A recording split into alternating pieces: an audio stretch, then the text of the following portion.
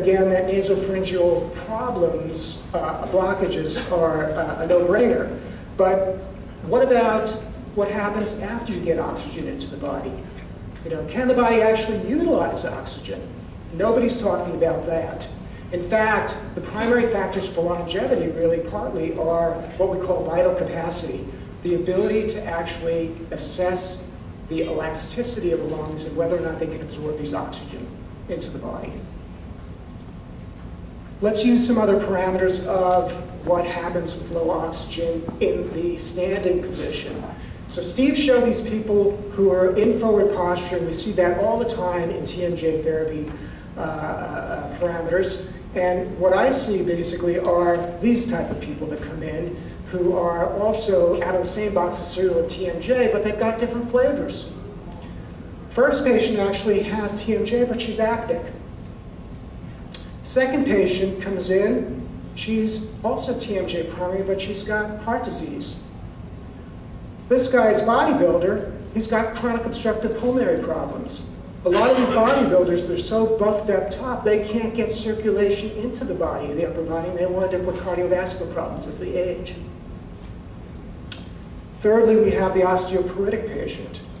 If you change the oxygen parameters in the body and you can't produce human growth hormone because you're not sleeping well because the adrenals are all stressed out, and your body becomes in a state of acidemia, which is low oxygen levels. Acidemia is the change in the carbon dioxide levels in the body, the pH factors, which basically relates to the fact that you have too many hydrogen molecules. If you took a hydrogen molecule and you put it in a concentration on this floor, you'd burn a hole right through it. So these are as acid people. And the biggest buffering system in the body is the bone calcium. So why do we have osteoporotic changes taking place? Partly because of this. And if you give them calcium and vitamin D, which is a very noble effort, if they're still in acidemia, guess what happens to all that calcium? Winds up going in this end and depositing into the soft tissues of the body. So you know all those people that you see with calculi on their teeth and you can't figure out why the heck they still have calculi? These people are probably in acidemia. And you keep cleaning their teeth off and you say, what are these people doing? This is what's happening. So what would be the solution? Alkalize them. Balance them out. Okay? You can do it through diet and nutrition. What alkalizes us the most are fruits, vegetables, and salads. Most of these people are living on ring dings, ding dongs, and Twinkies, including all of us. Because what sugar does is it actually, the brain runs on sugar. If the blood chemistry goes down, what do these people want? Something sweet. And it's like a yo-yo. You go up like this, you spike that blood sugar, and boom, they go crashing back down, and then you want more. So these are people who are doing uppers and downers all day long. But unfortunately, it causes other inflammatory parameters, which we want to avoid. So let me talk about blood chemistry.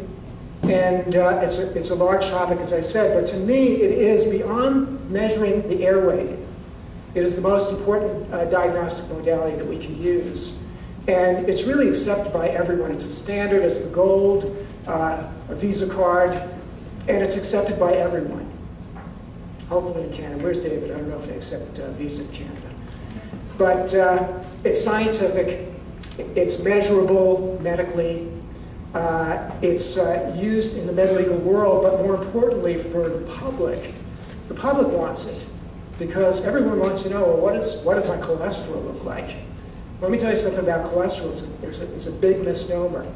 In fact, we can get off on this topic ad nauseum, but in fact, what we're doing is a big disservice to a lot of these people that have low cholesterol, high cholesterol, by giving them cholesterol-lowering medications. Because I'll tell you what, just as many people die from high cholesterol as low cholesterol.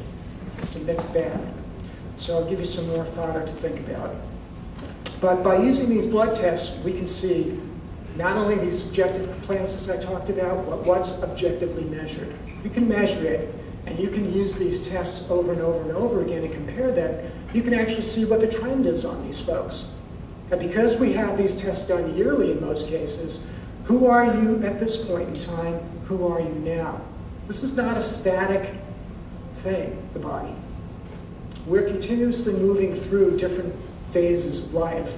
And blood chemistry is a reflection of that. I'm more interested in also the size and shape of these red blood cells. Some people have what we call macrocytic or microcytic anemias. You've seen pernicious anemias. You've seen thalassemias. You know, there's all these anemias that you wonder, what the heck are these about?